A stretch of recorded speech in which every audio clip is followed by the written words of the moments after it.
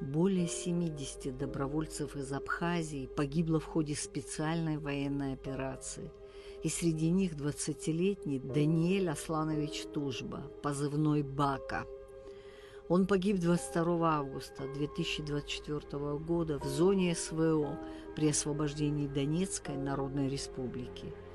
За проявленное мужество и героизм при выполнении боевых задач Даниэль Тужба награжден Орденом Мужества и посмертно высшей наградой Черноморского казачьего войска Абхазии с Золотым Георгиевским крестом первой степени.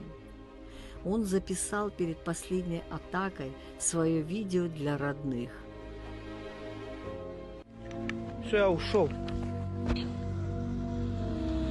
Это огнемет.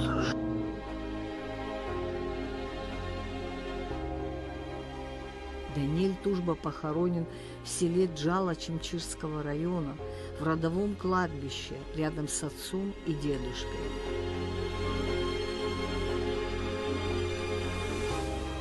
Даниэль был очень добрым и теплым, был большим патриотом своей родины. Так говорят о нем родные и близкие.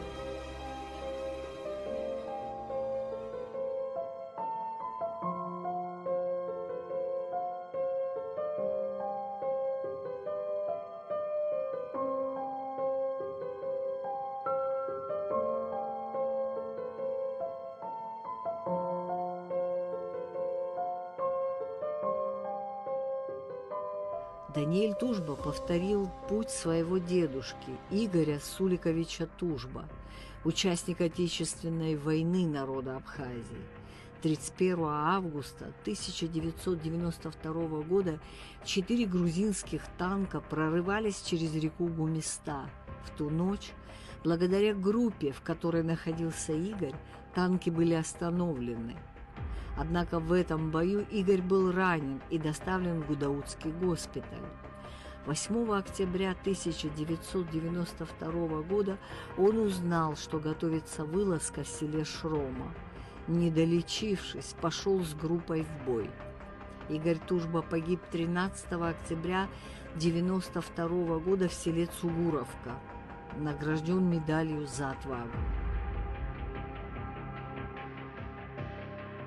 Так получилось, что дедушка и внук отдали свои жизни, защищая землю от врага.